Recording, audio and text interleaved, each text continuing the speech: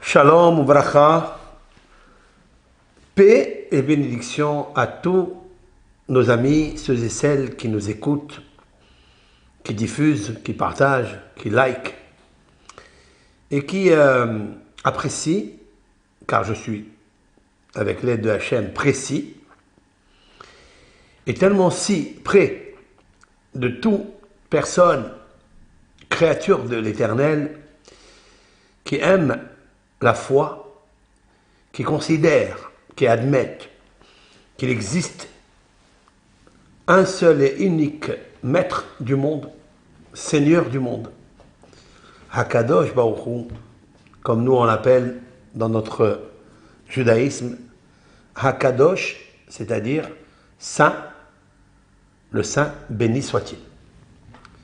Autrement dit, la sainteté est exprimée concernant une personne qui est effacée et qui est complètement déconnectée du matérialisme. L'Éternel a écrit dans la Torah, par Moshe Rabbeinu le prophète, il a écrit « Kedoshim tiyu » soyez saints, car je suis saint. Qu'est-ce que ça veut dire? Quelle est la notion? Chez l'Éternel, il n'existe pas d'impureté pour exprimer la sainteté. La sainteté, normalement, est le contraire de l'impureté. Alors pourquoi l'Éternel, on dit de lui qu'il est saint? Et si lui, il est saint, c'est-à-dire il est hautement distingué, alors comment on peut comparer un être humain à la sainteté de Dieu? La réponse est la suivante. Lorsqu'on parle de sainteté, cela veut dire qu'il n'est pas matériel, qu'il est au-dessus de la nature. Car tout ce qui est sous le soleil est matériel. Et tout ce qui est matériel est biodégradable. Tandis que celui qui est au-dessus du soleil, au-dessus des 7 cieux, celui qui habite le 8e ciel, si l'on peut dire ainsi, il dirige ce qui est sous le soleil. Nous avons trouvé dans plusieurs plaies que Moshe, ou des fois Aaron, a pratiqué aux yeux et devant toute l'Égypte, que l'Éternel dit à Moshe, lève ton doigt, c'est-à-dire ton bâton, au-dessus du ciel. Et on ne comprend pas qu'est-ce que ça veut dire. Lève ton bâton au-dessus du ciel. Au-dessus du ciel? Il nous faut comprendre. Et de là, j'attire l'attention de certains internautes qui me demandent, est-ce que ça veut dire que l'Éternel a une main? Est-ce que cela veut dire qu'un homme peut aller au-dessus du ciel avec son bâton? Alors que, prenons le plus grand géant de la terre, même s'il fait 15 mètres de haut, il ne peut pas atteindre même pas 60 mètres de cet espace matériel que nous vivons, le monde de l'action, notre monde à nous, tellement matériel. Alors comment la Torah peut s'exprimer ainsi? Comment l'Éternel, il dit à son prophète Moshe Rabbeinu, à la Shalom de mémoire bénie, il lui dit, lève ta main au-dessus du ciel. Au-dessus du ciel? C'est une grosse question. Et de là, il nous faut comprendre que la Torah parle ici d'une métaphore. De la même façon qu'il existe la main de Dieu, c'est une métaphore. Les yeux de Dieu, c'est une métaphore. Eh bien, notre Torah, nous ne pouvons pas la traduire comme elle est écrite, car traduire, c'est trahir. C'est pourquoi le traité Megillah, dans le traité, un des traités talmudiques, nous dit que lorsque les Grecs ont voulu traduire la Torah, nos sages ont pleuré. C'était un jour sombre, et ils ont pleuré, et ils se sont endeuillés de ça. Pourquoi? Parce que traduire la Torah, c'est trahir l'Éternel. C'est-à-dire lui donner une interprétation, une correspondance matérielle, limitée. Même si l'homme, il est intelligent, mais il ne peut pas quantifier, limiter, personnaliser la Torah. On ne peut pas personnifier la Torah, c'est impossible. Et donc, c'est comme si ce jour-là était la redestruction, pas d'un seul temple, des deux temples en même temps. Puisque nos sages de la doctrine de la Mishnah vivaient dans l'époque romaine, il y a 1800, 1900, 2000 ans, et là, le deuxième temple était déjà détruit, et lorsque les Grecs ont voulu traduire la Torah, c'était un Horban Baïd Rishon Baïd Sheni, destruction du premier et deuxième temple, c'est-à-dire le deuil dans le monde. Mais si nous étions à cette époque-là, on n'aurait rien senti du tout. Parce qu'en fait, on est enfermé dans un cercle qui tourne autour de nous, mais nous, on ne tourne pas autour de lui. Cela veut dire qu'on n'a jamais réfléchi, c'est quoi ce monde? Pourquoi nous vivons dans ce monde? Qui nous sommes? Nous sommes comme des moutons qui suivent le berger, c'est-à-dire tout ce qui se passe dans ce monde. Les médias, nous suivons la mode, nous suivons ce qui est les applications d'Internet, etc. Et nous ne pouvons pas réfléchir au-dessus de ce que nous voyons. Tandis que nos sages, eux, ont pleuré, se sont endeuillés de savoir que les Grecs allaient traduire la Torah. Et ils ont pleuré comme si les deux temples en même temps ont été détruits. Et pourquoi? Alors je voudrais faire un cours sur cela et avec l'aide de Hachem expliquer ce qui est dit dans la paracha, dans la section que l'Éternel dit à Moshe, à Moïse, lève ton bâton au-dessus du ciel.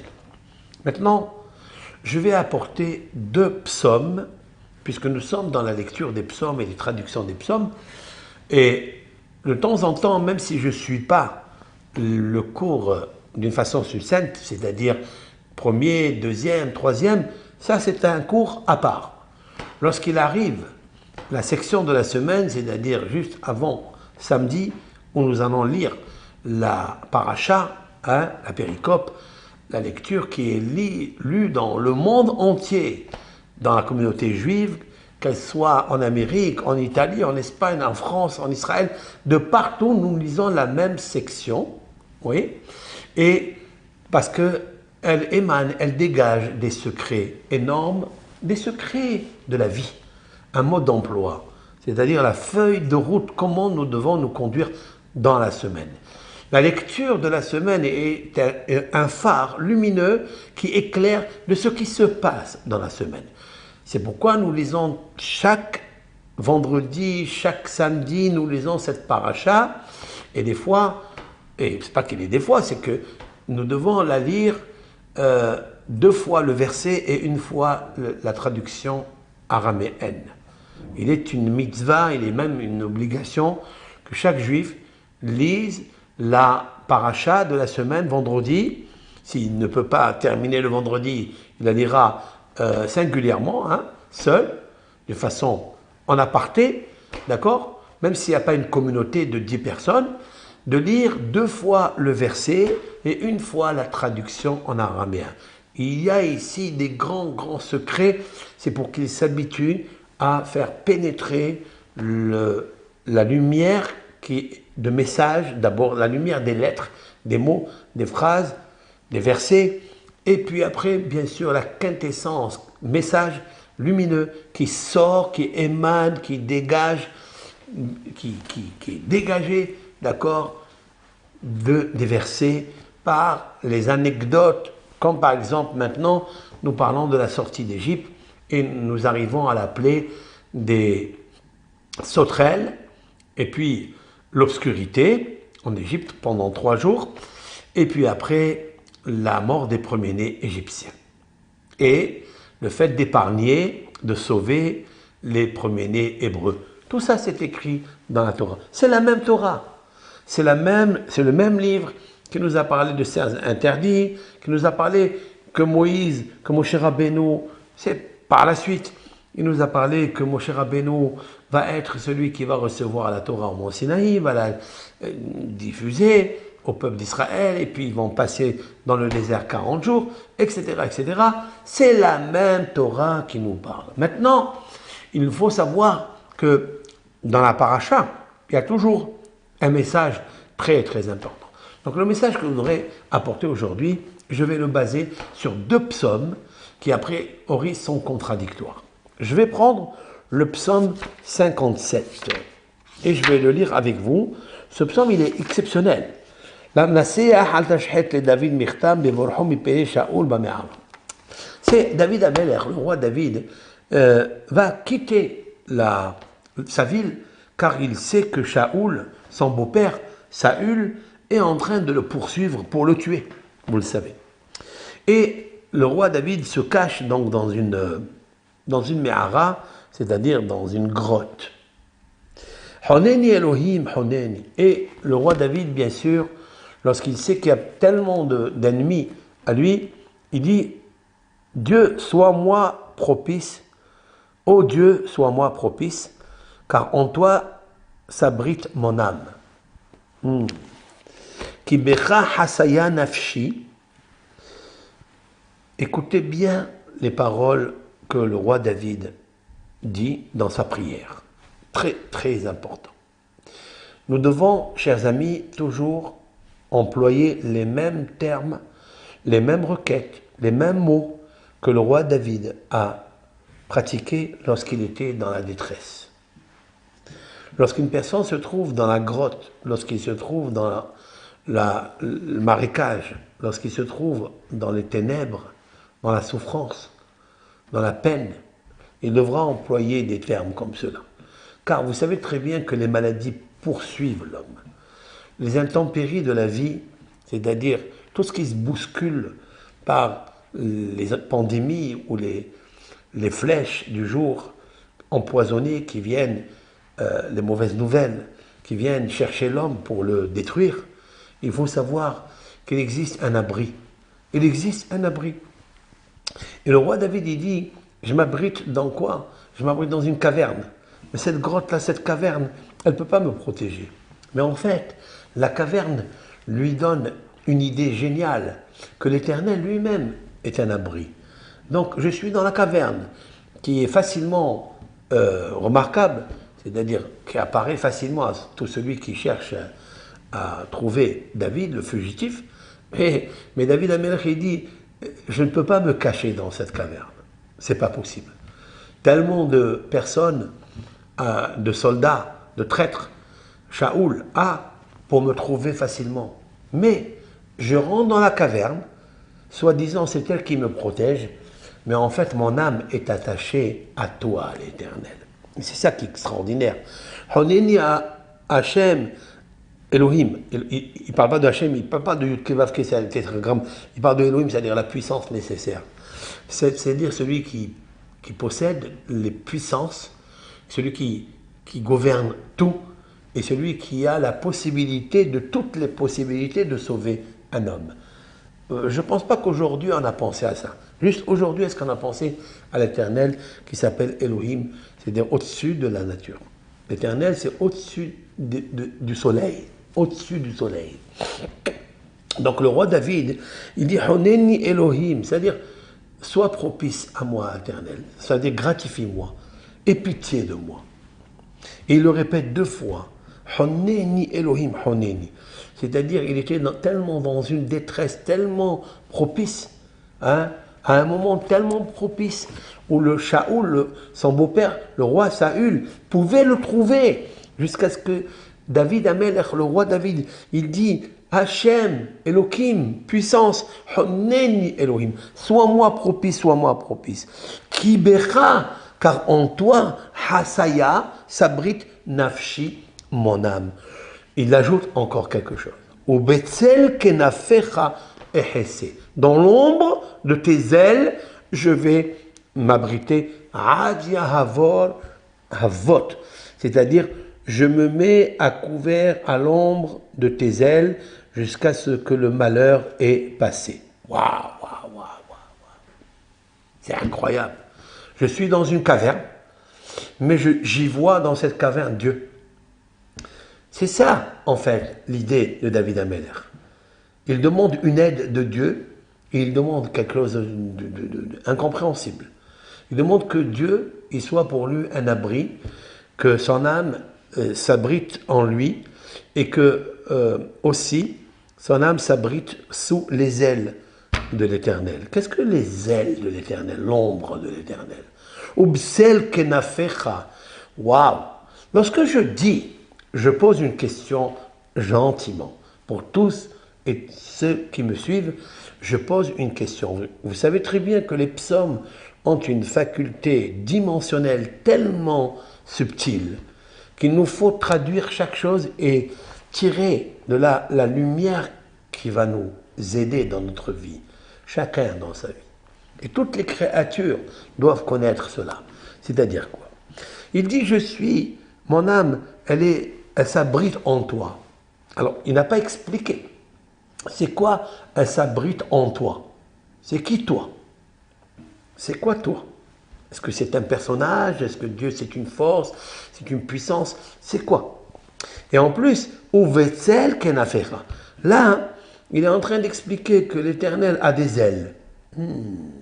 Uvetzel, à l'ombre de tes ailes, Dieu a des ailes. Réponse à cet internaute-là, qui me pose à chaque fois la question, vous dites que Dieu il a des mains, Dieu il a des ailes. Vous avez lu les psaumes de David, voilà il est marqué, Ubsel kenafecha hesed. Alors, bien sûr, tous les lecteurs et les lectrices qui sont habitués à lire les psaumes, ils savent, et je suis persuadé qu'ils le savent, qu'en fait ce sont des métaphores. Mais, il est vrai qu'il y a ici une métaphore, mais nous devons comprendre la métaphore. Lorsqu'il y a une métaphore, c'est qu'il y a un satellite. Quel est le satellite de tout ça? Il dit, Ubsel kenafecha, dans les ailes, dans l'ombre de tes ailes. Ça veut dire, alors il n'est pas sous les ailes. Le roi David dit, moi je m'abrite mon âme sous toi, son abri, mais après il change, il dit, non, je ne suis pas complètement sous ton abri, je suis sous l'ombre de tes ailes. Il faut comprendre ça. Et il dit, je vais m'abriter Adia Avor Havot, jusqu'à ce que passe la tempête, c'est-à-dire le malheur. Il continue. Et c'est ça qui m'intéresse, maintenant je suis dans le verset 3. Alors tous ceux qui ont pris le cours en cours, il faut qu'ils sachent que je suis dans le psaume 57, Naz, Zal. Ce psaume, normalement, il confère la réussite. C'est ce que disent les kabbalistes, c'est que ce psaume, en le lisant, il procure la réussite. Comme c'est marqué ici, les Hatzlaha. Hatzlaha, c'est la réussite. Avec votre permission et avec toute modestie, je voudrais donner ici une autre explication. À quoi il sert ce psaume? Pourquoi? Ce n'est pas seulement la réussite. Quand on parle de la réussite, normalement, nous parlons de la réussite commerciale. Hatzlaha. Quelqu'un qui se marie, on lui dit Hatzlaha. Quelqu'un qui ouvre une affaire, on lui dit Hatzlaha. Quelqu'un qui, je ne sais pas, il achète une maison, eh bien on lui dit bonne réussite dans cette maison. Mazal Tov. Oui, mais ici, dans ce cas-là, dans ce psaume-là, l'emblème du psaume, c'est quoi? L'amnaser al tashhet le David. Michtam bevorho mi pene Avshalom. Là, David Ameller, il est dans une fuyade, il fuit Shaoul. Il est dans une détresse. Il n'est pas en train de faire une affaire pour lui dire Mazal Tov, Be'atzlaha, avec belle réussite, bonne réussite. Non. Il est ici un fugitif. Il y a des traqueurs, il y a des prédateurs qui le cherchent pour le tuer. C'est quoi de Be'atzlaha ici? C'est quoi? Je pense ici, il veut nous dire quelque chose de très très puissant. Il veut nous dire ici que même si tu te trouves dans un moment où tu es enfermé, dans une caverne, et autour de cette caverne-là, il y a tes ennemis, tu peux encore échapper. Mais il nous faut savoir comment échapper. Alors il nous dit dans le verset 2, Éternel, dans ce moment propice, sois propice pour moi. Et il le répète 2 fois. Et en plus, en toi va s'abriter mon âme, et à l'ombre de tes ailes, je vais m'abriter, jusqu'à ce que passe à vote, c'est-à-dire la peste, l'épidémie qui arrive. Donc on parle ici, c'est pas un moment de joie pour lui dire Mazal Tov, réussite. Non, on veut le sauver de quelque chose qui est au-dessus de la nature. Au-dessus de la nature. Pourquoi? Parce que la nature est, la logique est, la raison est, si un homme, il est entouré, encerclé par l'embargo de Saül avec tous ses soldats autour de lui, il n'y a personne, je pense, qui peut échapper. Alors comment il va échapper? Parce qu'il veut s'abriter dans Dieu. Ça veut dire quoi? Ça veut dire que en fait, les soldats de Saül, ils vont rentrer dans la caverne, ils ne vont pas le voir. C'est ça que ça veut dire. Est-ce que quelqu'un peut voir Dieu? Non, on ne peut pas le voir. Donc David Amelech, il dit à l'Éternel, 2 fois, s'il te fait, sois propice que je rentre en toi, que personne ne me voit. Mais ça, il faut un grand mérite. Il faut un grand miracle. Comment on obtient ces miracles-là? Comment David, oui, va obtenir les miracles? Comment? Ça, c'est pas seulement une réussite simple, matérielle, c'est une réussite spirituelle. C'est-à-dire de rentrer dans la place, dans l'espace de Dieu et devenir comme lui qu'on ne le voit pas. C'est-à-dire, roé et non roé. C'est celui qui voit et qu'on ne le voit pas. L'homme, il voit et on le voit. Mais Dieu, il voit, mais on ne le voit pas. Et David Amelech, il mérite d'être un homme qu'il voit et qu'on ne voit pas. Comment on fait ça?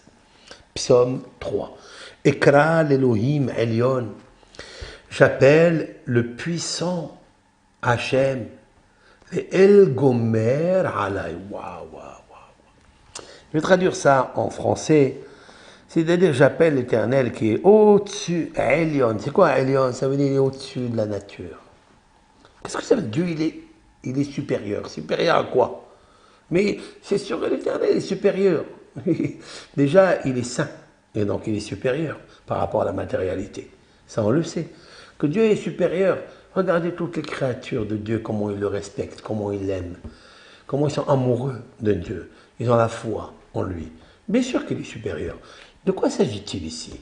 Ici, il veut être sauvé des brigands qui veulent le tuer. Et il sait très bien qu'il est encerclé. Il fait quoi? Il écrase l'Elohim Elyon. J'appelle le puissant Elohim, le supérieur Elohim. C'est ça? C'est-à-dire le Dieu suprême, le tout-puissant qui prendra ma cause en main. La L, c'est-à-dire le tout-puissant, mais aussi la L, c'est ici, je vais kabbalistiquement, il y a une grande différence entre Elohim, qui veut dire la puissance nécessaire qui est au-dessus de la nature, et le mot El, qui veut dire Dieu, éternel. El, ici, ce sont 2 lettres de Elohim, c'est-à-dire les 2 premières lettres de Elohim, Aleph, Lamed. Mais c'est aussi Hesed. Alors là, si le nom de Elohim, je traduis très simplement et modestement, que le mot Elohim veut dire la rigueur, la puissance, la force, mais qui est mélangé avec un peu de charité, de bonté. Autrement dit, les 2 premières lettres, Aleph, Lamed, c'est Kel c'est Hesed, c'est-à-dire bonté, mais Dieu, il associe à la bonté la puissance. Ça veut dire quoi? Ça veut dire que la puissance de Dieu, même quand elle agit dans ce monde, elle agit par charité, par bonté. Et David, il invoque le nom de Elohim entier, et il dit, toi le Dieu, tu es suprême dans les cieux, Elyon, tu es au-dessus des cieux. La El Gomer Alay. Et là, il prend 2 lettres du nom puissant de Elohim, et il dit El, c'est-à-dire de Aleph Lamed, c'est Hesed, Gomer Alay, c'est-à-dire c'est toi qui prendras ma cause dans tes mains, dans ta charité, si l'on peut dire ainsi. C'est-à-dire, il demande quoi en fait? Il demande, Éternel, s'il te plaît, fais en sorte qu'il y ait un grand miracle. Et que pour que les miracles agissent, c'est-à-dire que David mérite un miracle, il faut que ça soit au-dessus de la nature. Et pour que ça soit au-dessus de la nature, il faut être jamais sous la nature, sous le matériel. Il faut être au-dessus du matériel. Et donc, il demande une aide très spéciale ici. Et pour réussir cette fois-ci, pour réussir ça, il faut se lever de bonne heure. Il se trouve dans une grotte, je répète, dans une caverne. Il est encerclé. Tout le monde peut rentrer et le trouver, comme lui il est rentré. Il va se cacher où? Il demande à Dieu de faire quelque chose d'impossible, quoi, au-dessus de la nature. Et il invoque les noms qui marchent avec ça, qui confèrent cela. Il rentre en Dieu, c'est-à-dire on ne le voit plus. Il devient invisible. Il devient invisible. Mais il demande à Dieu, pour cela, j'invoque le Dieu suprême de puissance, la puissance qui prend ma cause en main. Et j'ai beaucoup à dire ici sur ce terme de la El Gomer Alay. Là, c'est très très puissant. Kabbalistiquement, c'est très très puissant. La El, Dieu puissant, miséricorde, Gomer, c'est-à-dire Gomer Alay. C'est celui qui m'abrite, c'est celui qui prend toute ma cause. Moi, je ne peux rien faire. Voilà. Et ici, dans ce cas-là, encerclé, l'embargo, paf, il a enfermé toutes les portes. Il n'y a pas de porte par où aller, il n'y a pas d'endroit par où sortir, il n'y a pas d'endroit par où rentrer. Il ne peut pas rentrer dans un endroit caché. Ce n'est pas les portes comme on voit dans Walt Disney qui s'ouvrent et qu'on rentre et on se cache. Comme ça, ils s'ouvrent automatique. Il n'y a pas. Il n'y a pas. Comment je fais Hachem? Comment je fais? L'Éternel, aide-moi. Ça, c'est une révolution ici. C'est un psaume révolutionnaire. Révolutionnaire. On n'a jamais vu un cas comme ça. Et donc, nous allons apprendre quelque chose de fabuleux et nous allons dégager de ça plusieurs ségoulottes, c'est-à-dire conseils, qui existent, même chez nous, dans ce monde, qu'on peut arriver à ça, de ce que je vais dire par la suite. Et puis, il continue. Et il dit, dans le verset 4, Ishlach Mishamaim, que l'Éternel envoie du ciel, Veyoshi'eni, et qui me sauve. D'accord? Il envoie quoi? Il envoie Veyoshi'eni, c'est-à-dire son secours. Le roi David a ici changé la donne. Dans sa prière, il dit Ishlach, il envoie quoi? C'est pas marqué. Il est marqué Ishlach Mishamaim, il envoie du ciel. Il envoie quoi? Ah, bien sûr qu'il y a un mot qui manque. Cela veut dire le secours, mais il ne l'a pas dit. Il n'a rien dit. Après, il a dit Veyoshi'eni, et il me sauve. Bien sûr, qui parlait du secours. Mais pourquoi le mot secours est muet dans ce texte? Il a retiré le mot secours. Pourquoi? Après, Haref Shoah fait cela pour ceux qui m'oppriment à jamais. D'accord? C'est-à-dire ceux qui m'insultent à jamais. Que Dieu envoie sa grâce et sa bienveillance. Waouh! Ishlach Elohim Hasdo va amito. Que l'Éternel envoie, maintenant il revient au nom Elohim, c'est-à-dire que l'Éternel envoie la puissance, Hasdo, de sa bonté, de sa charité, ok? Et il envoie va amito. Il y a ici deux termes, d'accord? C'est-à-dire la grâce, Hasdo, c'est sa grâce. Qu'est-ce que ça veut dire? Même si je ne mérite pas. Être gracié, ça veut dire que tu as été condamné quelque part pour une cause, une faute, un péché. D'accord? Tu as fait une infraction. Et le juge va te gracier. Il demande à Dieu, envoie un secours de grâce. Et aussi, il ajoute quelque chose, va amito et bienveillance. De quoi il parle ici? Nafshi betoch levaim eshkeva. Et après, il continue. Mon âme.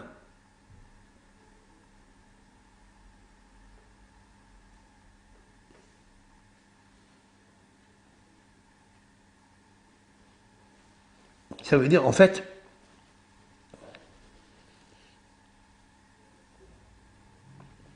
il dit, en fait, il se trouve, son âme se trouve dans une jungle. Une jungle avec des êtres carnivores, omnivores. Nafshi, mon âme, Betor Levaim, parmi les lions se couche. Lohatim bene Adam, Shinehem, Hanit vehitim. Il dit, les dents de ces hommes-là, ça veut dire la rancœur, la haine que les soldats de Saül ont, Hanit vehitim, sont aiguisés comme des flèches, comme des lances. Ulshonam herev hadda. Et leur langue est une épée aiguisée. Et il a affaire avec des gens terribles, des monstres. Et donc David Amelech, il dit, je ne peux pas me sortir de là. Alors, qu'est-ce qu'il faut faire, Dieu? Rouma ala shamaim. Regardez ce psaume, comment il est beau. Rouma, c'est le verset 6 maintenant. Rouma, ça veut dire au-dessus. Ala shamaim. Au-dessus, dessus, les cieux, Elohim, éternel, à la Haaretz Kemoder. Mais toi, l'Éternel, tu es au-dessus des cieux, mais ta gloire, elle est sur la terre. Donc, il fait référence ici à une puissance de Dieu qui se trouve au-dessus des cieux. D'accord? Mais la présence de l'Éternel se trouve ici, à terre. Comme nous lisons dans la prière, chez nous, dans la prière, dans la tfila, nous lisons que l'Éternel, tu sièges parmi les hauteurs les plus suprêmes et ta justice est dressée dans le sol de la terre. Ça veut dire que l'Éternel, il gouverne tout en une fraction de seconde, si l'on peut dire ainsi, parce que même ça, c'est interdit de le dire. Ça veut dire que l'Éternel se trouve de partout. Il y a même le petit Shilshul, en termes de la Gemara, Shilshul, c'est-à-dire le petit ver, que tu n'as jamais vu dans ta vie, qui est dans le fin fond des profonds des abîmes, celui qui est en bas, que tu n'as pas encore vu, ce petit ver de terre, il loue l'Éternel et lui dit, je sais que c'est toi qui me nourris. Je le sais. Alléluia. Et il dit, merci Akalbourou, je te loue. Comment l'Éternel se trouve en haut, au-dessus des cieux? Alors bien sûr que quand je parle comme ça, hein, c'est même pas délimité, parce que déjà notre espace à nous, notre monde à nous, notre univers à nous, cosmique, interplanétaire, déjà il nous fascine. On est tellement petits, pas dans l'esprit, attention. Nous sommes très grands, très forts, nous avons des connaissances extraordinaires que l'univers ne peut pas connaître. Tellement Dieu nous a gâtés, nous a octroyé et doté, si l'on peut dire ainsi, de quelque chose qui est l'esprit, qui est la sagesse, qui est l'intelligence, qui est la bina, qui est la hurma, qui est le keter, c'est-à-dire arich anpin, la longévité de la sagesse. Il y a encore un autre terme. Et donc, déjà on est fasciné de ce qu'il y a dans ce monde. Maintenant, quand on emploie des mots que le roi David disait dans une caverne, enfermé, encerclé, siégé par des bêtes féroces, hommes, avec des dents bien aiguisées, avec des pieds, une épée, des lances, des flèches bien aiguisées pour le tuer. Ouais. Et là, David Amelech, il s'exalte en disant Hachem, sois propice à moi, je suis sous ton pavillon. Ok, non, mais le pavillon de Dieu, il est où? Il est dans le ciel, non? Il est au-dessus des cieux. Non, non, non. David Amelech, il a la gratitude de dire Dieu, tu te trouves dans les cieux, au-dessus. Je répète le verset 6, il est très intéressant. Rouma ala shamaim, tes hauteurs, hein? Tu te dresses en haut, et quoi? Et ta justice brille sur la terre. D'accord? Et il dit à l'Éternel, Rechet echinu lifahamai, waouh, un piège, si l'on peut dire ainsi, hein? Je vais le... Rechet, c'est un filet, en fait, c'est un piège, un filet. Echinu, ils ont dressé, ils ont préparé. Lifahamai, c'est-à-dire à mes pas. Ouais. Pour kafaf. Kafaf, ça veut dire pour me plier. D'accord? En fait, tous les pièges, on ne les voit pas.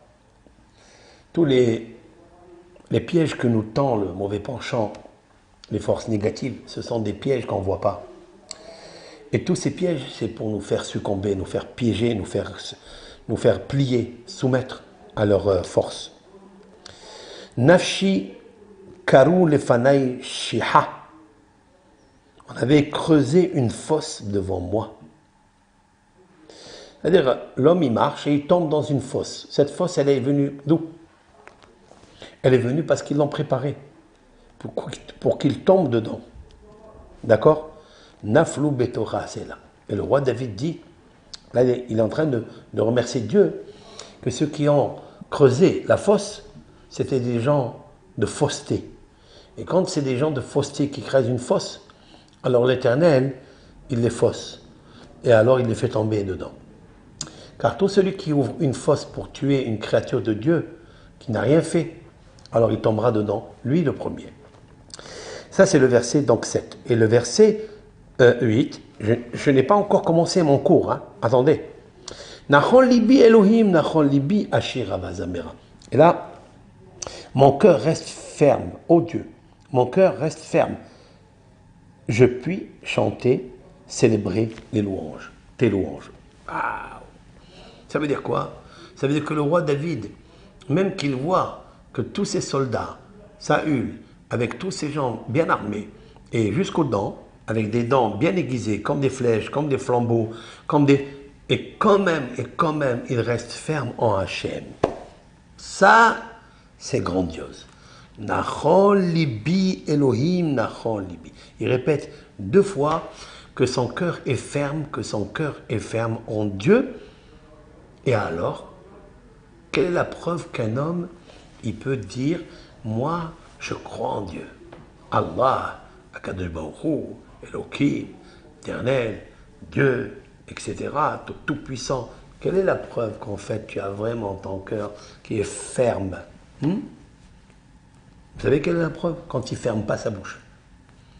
Lorsqu'il ouvre sa bouche et il dit, je chante à Dieu, je m'exalte en Dieu. Ça, c'est la preuve. C'est pas quand il t'arrive des problèmes, tu te plies devant eux. C'est ce qu'il dit en haut. Lorsque tu vois qu'il y a des pièges, des tentacules, quand tu as des embûches, quand tu as dressé dans la journée, ton fils est malade, ta femme a un problème, il y a un problème dans le champ de baït, etc. Qu'est-ce que tu fais? Tu tombes par terre. Non, tu restes solide. Tu restes solide. La solidité n'est pas dans le corps, elle est dans le cœur. Nachon libi. Nachon libi. Mon cœur est ferme, mon cœur est ferme. Pourquoi il répète 2 fois cela? C'est pour dire que c'est une vérité, que je le ressens en toi, l'Éternel. Si je traduis un petit peu, je rentre dans la tête de David. Je m'imagine où il est, dans une caverne, une grotte. Il est encerclé. Tout le monde peut rentrer le voir avec des lances, avec des pieds. Lui, il en a même avec des épées. Lui, il n'en a pas du tout. Et il dit, mon épée à moi, c'est toi. Ma paix à moi, c'est toi. Et il rentre dans un endroit qu'on ne comprend pas, il devient invisible.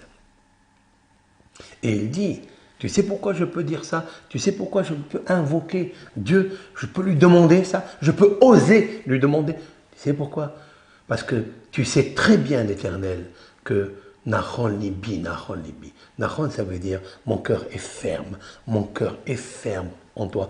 Oui, je le répète 2 fois. Je n'ai pas honte, parce que c'est la vérité. Et c'est pourquoi, comme c'est la vérité, je demande ta bienveillance, je demande ta grâce. Quel est l'homme qui sait qu'il n'est pas honnête avec Dieu, qui est peut-être infidèle avec Dieu? D'accord? Qu'est-ce que la foi? La foi, ce n'est pas seulement de dire que Dieu, il existe, que Dieu, il est là. Non, et après, quand il arrive un problème, tu arrêtes la loi. La loi, c'est elle qui fait la foi. Comme loi, l'apostrophe, donne le foie gras. C'est ça. C'est lui qui dit, moi j'ai la foi, mais je n'ai pas la loi. C'est pas vrai. Donc tu n'as ni loi ni foi. D'accord? La loi, c'est la brillance. La loi, c'est la justice. Il existe une justice céleste. Celui qui dit que Dieu n'a pas de justice céleste, alors il croit en qui? D'accord? Comme le pharaon. Vous savez, le pharaon, Dieu lui a amené, il ne croyait pas en Dieu. Il ne croyait pas en Dieu.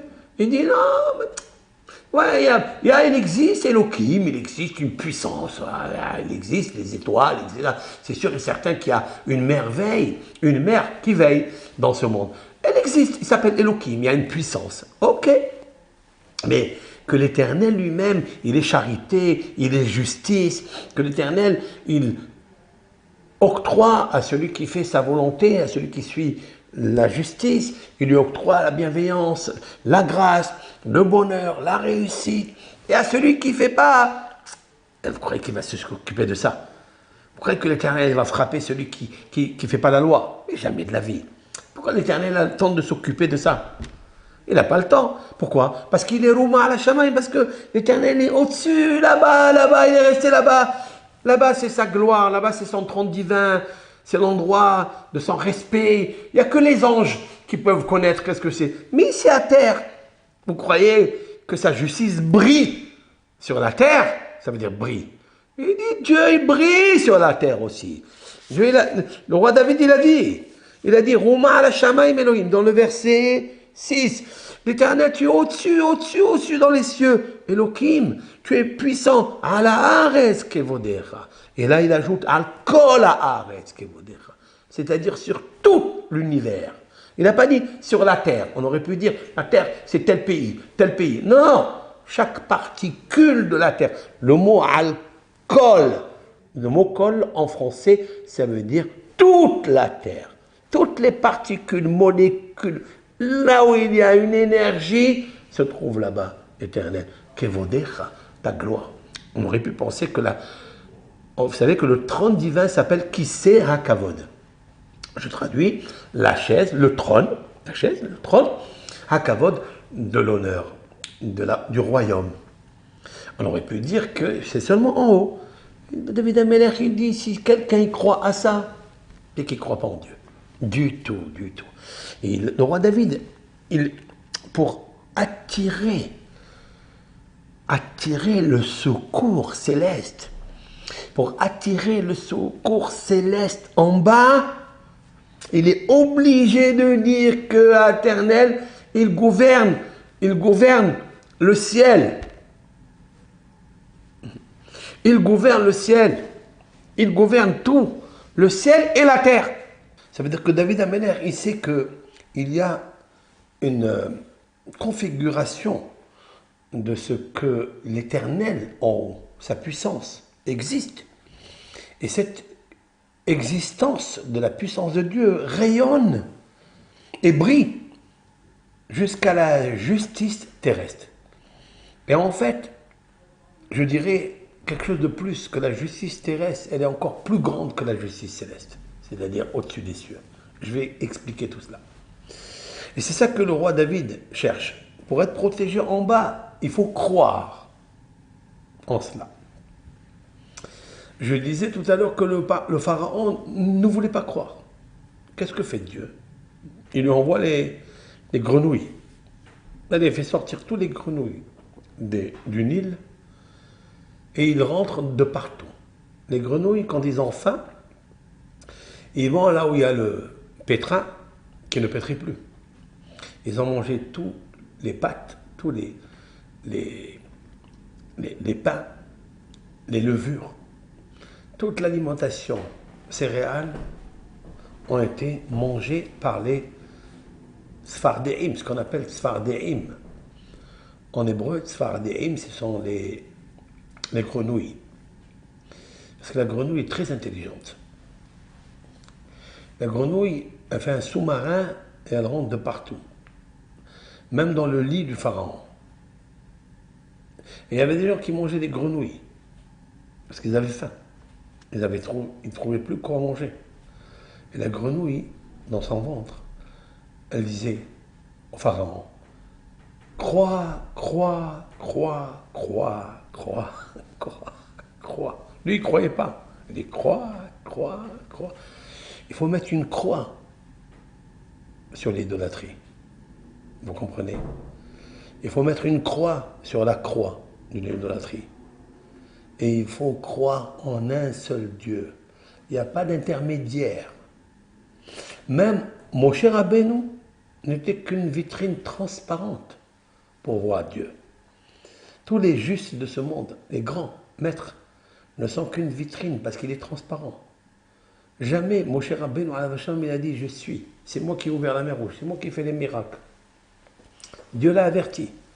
Si tu veux être mon serviteur, tu veux être mon prophète, si tu veux faire passer, projeter ma parole dans le monde, que ta parole soit attachée à la mienne, que jamais on t'oubliera Moshe, jamais, comme maintenant. Personne n'oublie Moshe Rabbeinu. Il n'y a pas de discussion que Moshe Rabbeinu a existé, pas de discussion contre la prophétie de Moshe. Il eut un temps dans le désert, dans le nombre. La Torah nous raconte le récit de son cousin Germain qui a voulu se révolter, en fait, pas sur Moshe, mais il voulait prendre la prêtrise, parce que lui aussi il était de la tribu de Lévi, son cousin Germain. Et il a dit, moi, parce qu'il était Korah, il s'appelait Korah. Eh bien lui, il a vu qu'il pouvait être aussi le prêtre, mais ça ne lui a pas été donné. Il dit, Moshe Rabbeinu, c'est pas moi qui désigne les postes, c'est Dieu qui me poste quel poste donner à chacun. Mais toi, tu es un imposteur. Je ne peux pas te donner cela. Et lui dit, moi, toi, c'est toi qui es un imposteur. Tu as inventé. Moshe Rabbeinu était très vexé. On l'a même accusé de beaucoup de choses qui n'existaient pas. Et Moshe Rabbeinu, pour montrer qu'il était en fait le vecteur de Dieu, de la parole de Dieu, le vrai prophète, il dit quelque chose de terrible. Il dit, écoute, si ces personnes-là, les imposteurs, ils meurent une mort normale sur leur lit, de vieillesse, ils meurent normalement, c'est pas Dieu qui m'a envoyé. C'est plus probable que ça arrive, ça, non? Mais si la terre s'ouvre et qu'il soit englouti par l'ordre de Dieu, Dieu m'a envoyé. Alors, si on veut calculer ça, quelles sont les comment on appelle ça, probabilités, les probabilités d'une personne lorsqu'on visite la discipline de ce monde. La plupart meurent dans leur lit, même après une maladie, mais ils meurent dans leur lit. Cependant, ouvrir la terre, c'est quelque chose qui est un petit pourcent, lueur d'un petit pourcent parmi des milliards de probabilités. Et mon cher Rabbeinu, il s'engage, il rentre dans un champ de mine, bien qui va exploser, faire exploser toute sa prophétie, comme quoi il a inventé tout. Et pourtant, mon cher Rabbeinu, il réussit. Dieu va ouvrir la terre, il va engloutir son cousin Germain, l'imposteur, Korah, lui et 250 sages, des rabbins ultra orthodoxes, il va les rentrer dans la terre parce que tu as manqué de respect à mon prophète. Il dit Moshe Rabbeinu. En fait, Dieu dit. Et c'est même une loi qui découle de là. Attention au peuple d'Israël. Ne sois pas comme l'assemblée de Korah et de son assemblée, d'accord? Ne sois pas comme ça. Ça veut dire ne cherche pas la dispute contre ce que dit Moshe Rabbeinu. Voilà, pour une fois, il y a eu une révolte, et après, fini. Plus de révolte. Fini. Tu n'entendras jamais que Moshe Rabbeinu n'a pas existé, qu'il est faux, que sa Torah elle est fausse. Dieu préserve. Personne. Ce que j'ai expliqué à cet internaute-là, il m'a dit, qui a dit que la Torah elle est vraie? Qui a dit que le Sefer Torah elle est vrai? Je lui ai dit, comme ça, qu'en fait, on peut voir dans toutes les communautés juives, dans le monde entier, ils ont tous dans l'arche, dans la synagogue, dans l'arche, oui, posé le rouleau de Torah, c'est-à-dire 304 805 lettres, c'est-à-dire les 5 livres du Pentateuque sont écrits au parchemin avec l'écriture encre, etc., avec une calligraphie bien déterminée. Eh bien, tous les synagogues Et j'ajoute même ceux qui sont réformés, ceux qui sont des presque, hein, des gens qui font une différence entre le Talmud, les paroles des rabbins et les paroles de la Torah, etc., les karaïtes qu'on les appelle, ceux qui suivent les textes bibliques, qui ne comprennent rien d'ailleurs, parce que le texte biblique, ce ne sont que des métaphores, tu ne peux pas le comprendre s'il n'y a pas le Talmud, ça c'est sûr et certain, ça c'est évident et c'est déjà expérimenté, tu ne peux pas, c'est impossible, oui. Et donc, tu vois, même dans ces synagogues-là, où se marient des mariages qui ne sont pas, donc des mariages illicites, si on peut dire comme ça, parce qu'ils n'écoutent pas la loi de Chachamim, du codificateur de la Torah, Rabbi Yosef Karo, du Talmud. Et bien, il faut savoir, le Sefer Torah, c'est le même. Vous avez des mots là-bas, dans le Sefer Torah, c'est le même, de H à Z. S'il y avait une falsification, au moins qu'on trouve un Sefer Torah qui est falsifié. Au moins un, il n'y a pas, ça n'existe pas. Et ça n'est pas moi qui le dis, c'est un témoignage on appelle ça, d'un cours qui a été fait dans la télévision Arte, qu'on m'a rapporté. Et Arte, elle a enlevé toutes les questions des athées, d'accord, qui a montré que chez les nations, chez les journalistes non juifs, ils étaient ébahis de savoir qu'il n'y a pas de falsification d'un Sefer Torah à un autre. Ça n'existe pas. Vous comprenez ce que je veux dire? Et malheur à celui qui touche une lettre de la Torah. Malheur à lui. Il y a eu même une histoire sur ça que je raconterai à part, en aparté, si Dieu veut, parce que sinon je vais m'allonger hors sujet. Je voudrais continuer mon cours. Et donc, Akadosh Baruch Hu, c'est sûr et certain qu'il est là, qu'il existe. Il a donné à Moshe Rabbeinu cette Torah qui est émette. Maintenant, le pharaon ne croyait pas. Et on a vu à la fin qu'est-ce qui s'est passé. On a vu comment il y a ce que j'appelle la confession du pharaon.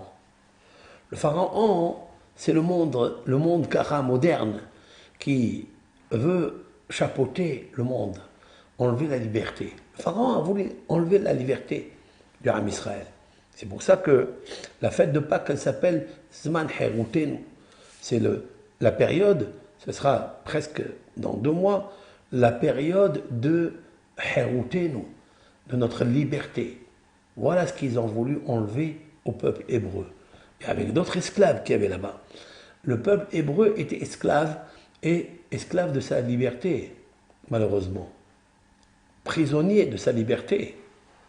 Et c'est ça aujourd'hui, dans les temps qui courent, c'est ce que nous entendons, la liberté, pas la liberté. C'est quoi tout ça? Ça a existé dans l'antique Égypte, ça a existé déjà. Et Dieu a montré que c'est lui qui brillera ici. C'est vrai que son trône, il siège là-haut, son kavod, son honneur. Personne ne peut monter là-bas combattre Dieu, personne. Ils ont voulu la tour de Babel, la génération de la tour de Babel, ont voulu monter dans le ciel, si l'on peut dire ainsi. Ça veut dire rayer, enrayer ce qui est marqué, que Dieu, il existe dans le ciel. Ils ont voulu enlever ça. Alors il existe où alors? Il existe en bas et on peut le combattre. Dieu leur a montré que non.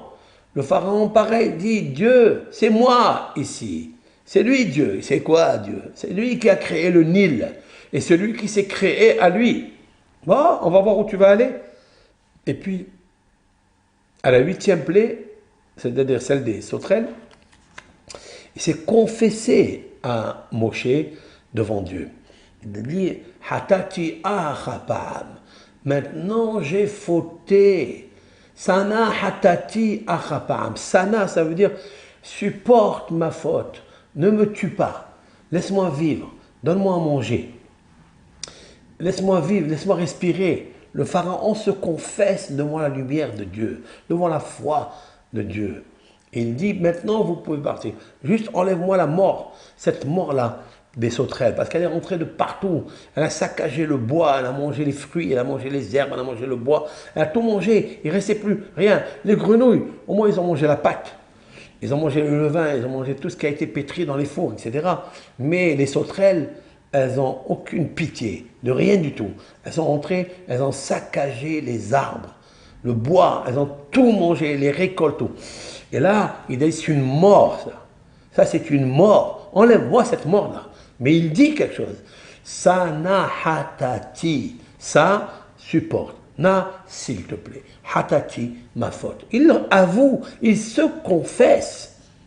Il arrivera un moment où tous les durs de ce monde, tout ce que David appelle ceux qui sont des lions, des prédateurs, dont je suis moi la proie, tu verras un jour, même si les dents de haine qu'ils ont sont plus aiguisées qu'un couteau, qu'un glaive, qu'une épée, qu'une lance, qu'une flèche, mais quand même ils plieront devant Akadosh Baruch Hu. C'est ça qu'il est en train de dire ici.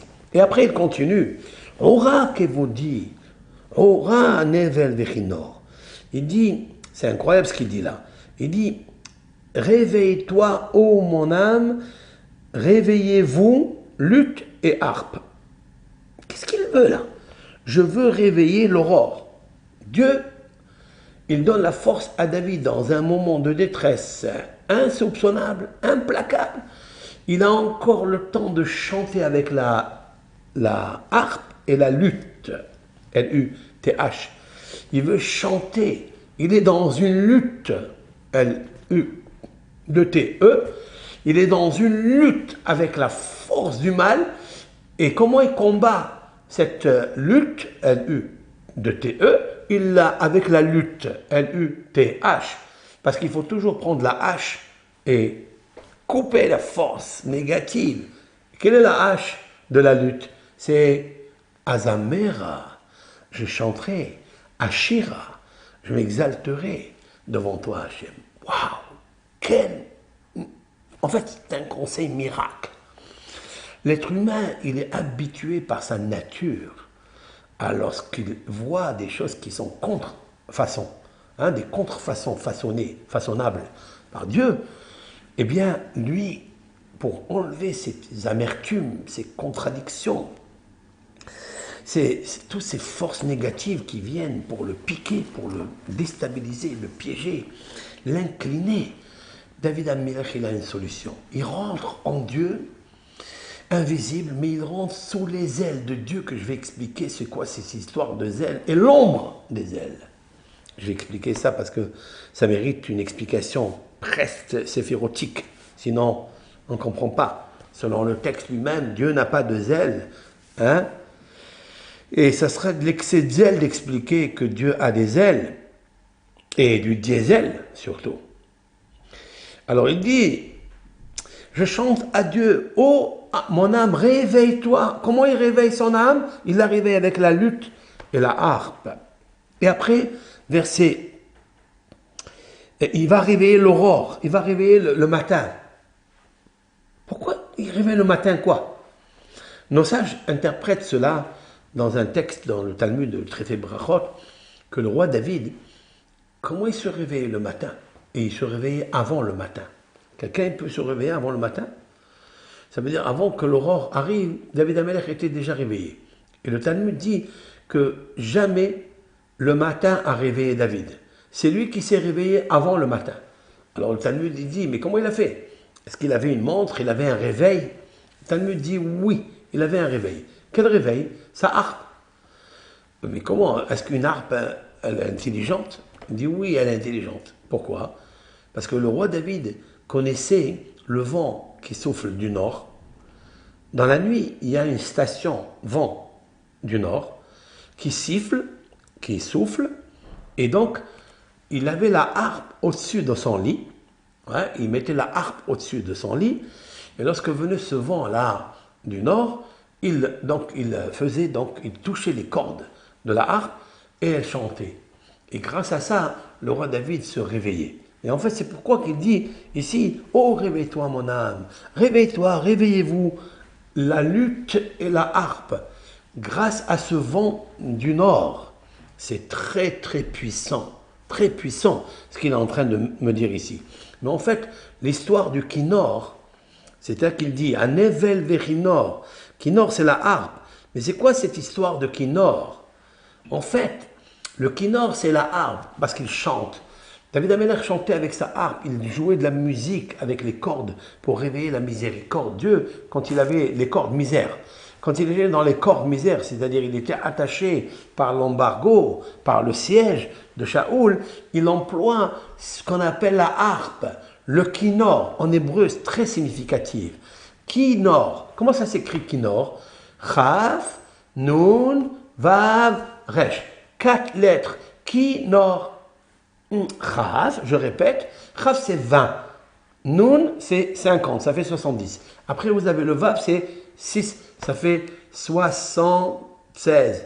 Et après il y avait le Resh. Le Resh c'est 276 en tout. Ça veut dire quoi tout ça? Alors regardez bien avec moi. Ça veut dire, regardez à l'intérieur du mot kinor, vous trouverez le Chaf. Vous voyez, c'est la lettre Chaf qui veut dire 20. Mais au milieu, il y a la lettre Vav, ça fait 26. Il y a le chiffre 26, ici. Puis, quelles sont les lettres qui nous restent? C'est le Nun, c'est 50, et Resh, c'est 200, 250. Vous savez très bien qu'il existe dans la harpe une bougie. Il y a une bougie, une lumière. La bougie est une lumière. Cette bougie en hébreu s'appelle ner. Ner, ner. Ner, c'est la bougie. Vous le savez ça. Vous avez la bougie de Dieu. La bougie de Dieu, c'est l'âme de l'homme. C'est un verset dans les proverbes du roi Salomon. Ner Adonai Nishmat Adam. Ner, en hébreu. Ner, la bougie. Adonai, du Seigneur. Nishmat, c'est l'âme. Adam, de l'homme. À l'intérieur de l'homme, il y a une bougie de Dieu. C'est l'âme. Le roi David a réveillé son âme avec le kinor, avec la harpe. Pourquoi? Parce que dedans, il y a, dans le mot kinor, il y a chaf, vav, 26. 20 et 6. 26, c'est le nom de Dieu. Dieu. Mais Dieu, il a une bougie. Ner, ce sont les 2 lettres qui restent. Ner, c'est la bougie. La bougie de Dieu, c'est l'âme de David. Et là, avec ça, il se réveillait. Il réveillait son âme avec la harpe, avec le kinor. C'est très puissant. C'est-à-dire, pour obtenir la réussite et la protection et la grâce de dessus des cieux, puisqu'il a dit, j'appelle Dieu du dessus des cieux, pour qu'il intervienne et fait briller sa grâce sur la terre, sur moi, David, eh bien, il était obligé de jouer de la harpe. Mais la harpe, il ne l'avait pas avec lui. Ma question, c'est que la harpe, il ne l'avait pas avec lui. Réponse, c'est pas la harpe, c'est-à-dire physique, cet instrument musical. Non, il existe une âme qui s'appelle la harpe. Et c'est elle qu'il faut réveiller. Et comment on réveille une âme, l'âme de la harpe? Eh bien, on l'allume par Dieu. C'est-à-dire 26. La flamme de l'âme est éclairée par Dieu, le chiffre 26. Yud, Ke, Vav, Ke. Yud, 10, Ke, 5, Vav, 6. Et 5, ça fait 26. C'est ça qu'il faut réveiller. C'est ça qu'il est en train de donner. Et c'est pourquoi tout de suite après il dit, dans le verset 10, Odcha ba'amim Adonai. Je te louerai parmi les nations, Adonai. Et là, le roi David, il change du nom de Dieu. Adonai, en hébreu, c'est le Seigneur, Aleph, Dalet, Nun, Yud. Et là, il parle d'autre chose ici. Il parle de la Shekhina. Il parle de la Malchut, c'est-à-dire du royaume terrestre. Parce qu'il existe un royaume céleste. Et il existe Elohim céleste. Et il existe un royaume terrestre et Elohim terrestre. Ici. Donc il veut les combiner ensemble. C'est-à-dire il prend la harpe avec la corde et joue dans la corde. Et il relie la corde d'en bas pour créer l'attachement et le lien avec la corde d'en haut. C'est-à-dire la miséricorde. Dieu est pour qu'il puisse être protégé. Et il dit, je louerai les peuples. Je te louerai parmi les peuples. Qu'est-ce qu'il a à voir ici avec les peuples? Qu'est-ce qu'il a à voir ici dans ce psaume verset, donc le psaume 57, si vous êtes avec moi, verset 10, Je te louerai parmi les peuples, je te chanterai parmi les peuples. Mais qu'est-ce qu'il a à voir avec les peuples? Il n'a qu'à parler du peuple d'Israël, non? Ben c'est faux. Ça veut dire quand vous recevez un miracle de Dieu, lorsque vous êtes comme David, ce sont des personnages uniques, singuliers, très rares. David Améler ne pense pas qu'à sa délivrance à lui. Non. Par la délivrance de Dieu, dans la situation où il se trouve qui est impossible, qui est miracle, qui sort de l'ordinaire. Alors là, je sais Dieu. Alors je sais que tu es Dieu de toutes les créatures et de tous les peuples. Donc je voudrais projeter la lumière que tu m'as enseignée, par laquelle tu m'as délivré, la grâce par laquelle tu m'as délivré, les ailes qui t'appartiennent. Je voudrais monter sur ces ailes maintenant et aller projeter ma lumière vers toute l'humanité, les nations et les peuples. Les peuples, ce sont des peuples confondus qui se réunissent ensemble. Et les nations, ce sont les Oumim. Les Oumim, il dit ici, non? Il dit, Odecha Ba'amim, ce sont les nations. Adonai Azamerecha Ba'le Oumim. Les Oumim, ce sont les Oum, c'est l'ONU. C'est là où se trouvent toutes les nations réunies. Verset 11, il dit quelque chose. Et c'est pourquoi j'ai fait tout ce cours, juste pour arriver au verset 11. Il dit quelque chose. Qui gadol, car est grande, had shamaim, jusqu'au ciel, hasdecha, ta bonté, ta grâce. Ve'ad shehakim amiter, et jusqu'au firmament, ta bienveillance. Alors là, mettons-nous bien d'accord. Le roi David dit, tu sais, Hachem, tu es tellement grand, ta bonté, elle va jusqu'au ciel.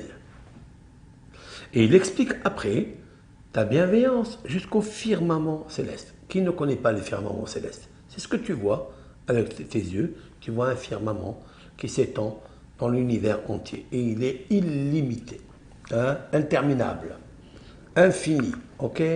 Voilà ce qu'il dit le roi David. Il continue. Il revient sur un verset qu'il a déjà dit dans le verset 6. Mais là, dans le verset 12, il répète le même. Et on ne comprend pas pourquoi il répète le même. Il dit, Rouma ala shamaim Elohim. Et là, il dit, Éternel, tu es très haut, au-dessus des cieux. Rouma al shamaim Elohim. Tu es au-dessus. Mais tu parlais de Dieu, que sa bonté, elle va jusqu'au firmament céleste. Non, tu l'as dit. Jusqu'au ciel, si on traduit bien, non? Tout de suite après, il y a une faute d'orthographe dans ce qu'il récite, dans sa requête. Il dit, Rouma'al, sois haut l'Éternel, d'accord? Que ta gloire dépasse les cieux. Montre, Dieu, ta grandeur qui dépasse les cieux. Ah si, Dieu, il dépasse les cieux. Pourquoi tu dis que sa grâce, elle est jusqu'au firmament céleste? Jusqu'au ciel, tu l'as dit dans le verset 11. Ce sont des questions qui se posent, qui sont extraordinaires. Mais je vais amplifier cette question encore un peu plus grand. Nous allons aller au psaume 108. Et là, c'est l'explosion totale de la lumière. Dans le psaume 108, il dit quelque chose de fabuleux. Je vais m'arrêter juste à pas tout le psaume, je ne le ferai pas tout entier. Il viendra le moment où je l'expliquerai, bien sûr. Et là, je reviens au psaume 108. Et là, il confère quoi, en fait, lui aussi? Les kabbalistes disent que ce psaume 108, il confère la hatzlaha, la réussite. C'est bien à savoir. J'ai un psaume 57 qui confère la réussite. Et j'ai un autre psaume, le 108, qui confère la réussite. Pourquoi deux psaumes qui confèrent la réussite? Ça veut dire quoi? Ça veut dire que le premier n'est pas assez fort pour conférer et amener la réussite à une personne. Il faut le doubler, il faut le vitaminer, le vitaliser, le magnétiser. Il a besoin d'aide, le psaume 57 par le psaume 108. Ça. Et si vous regardez, chers amis, chers auditeurs, chère créature de Dieu. Si vous regardez, le roi David, il répète presque la même chose. Et il dit, Nachon libi Elohim, ashirava zamera afkevodi. Là, il ajoute quelques petits mots. Il dit, mon cœur est ferme, Dieu. Je te chanterai, et par mon âme, je te chanterai. Alors, réveille la harpe et la lutte. Pour réveiller le matin. Je te chanterai, Hachem, parmi les nations, et je t'exalterai parmi les peuples. Verset 5. Ki gadol me'al shamayim hazdecha, hakim amitecha. Car, et là, la différence qu'il y a entre le psaume 57 et le psaume 108, c'est qu'il dit quelque chose qui, a priori, est très difficile à comprendre. Et là, presque une faute d'orthographe. Je vais vous la dire. Parce que là, il dit Ki gadol, car tu es grand, me'al shamayim. Ta grandeur dépasse les cieux. Ta bonté, ta grâce. Dans le psaume 57, il dit, elle monte jusqu'au firmament, jusqu'au ciel. Et là, il dit, ta grâce dépasse les cieux. Waouh! C'est incroyable. Qu'est-ce qu'il veut là? Et il ajoute dans le psaume 7,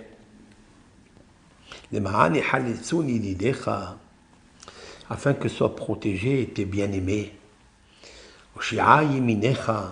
Sauve ta main droite, et exauce-moi. Dans ce psaume, il est très très particulier. Qui est plus grand, le psaume 57 ou le psaume 108? A priori, d'après ce que je viens de dire, c'est le psaume 108. Pourquoi? Car si tu invoques Dieu dans le psaume 57, tu invoques Dieu, de lui dire Dieu, ta grâce, elle va jusqu'au ciel. Ça veut dire, elle ne le dépasse pas. Et là, dans le psaume 108, tu dis, car ta grâce, Dieu, ta bonté, elle dépasse les cieux.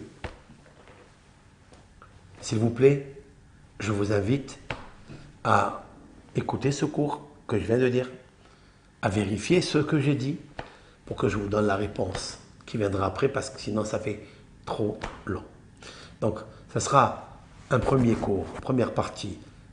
Donc, qu'est-ce que c'est jusqu'au ciel et qu'est-ce que c'est au-dessus du ciel? L'explication du psaume 57 qui, a priori, est pour la réussite, mais j'ai expliqué, c'est pour un sauvetage bien particulier. Le psaume 108 qui répète, a priori, la même chose pour la réussite, mais il veut dire quelque chose d'autre chose. Puisqu'il parle ici de sauver ceux qui yedidecha, c'est-à-dire tes bien-aimés. Ah, dans le psaume 57, il ne parle pas des bien-aimés. Car il existe des bien-aimés et il reste ceux qui ne sont pas bien-aimés. Ça veut dire quoi? La réponse sera avec l'aide d'Hachem pour le prochain cours. Merci à tout le monde et que Hachem vous bénisse, qui vous donne la grâce et la paix, pas seulement jusqu'au ciel, au-dessus des cieux. Nous verrons la différence du sauvetage, de la réussite qui vient d'une main puissante qui est au-dessus des cieux et celle qui est jusqu'au ciel. Kotuv bracha ve'atzlach.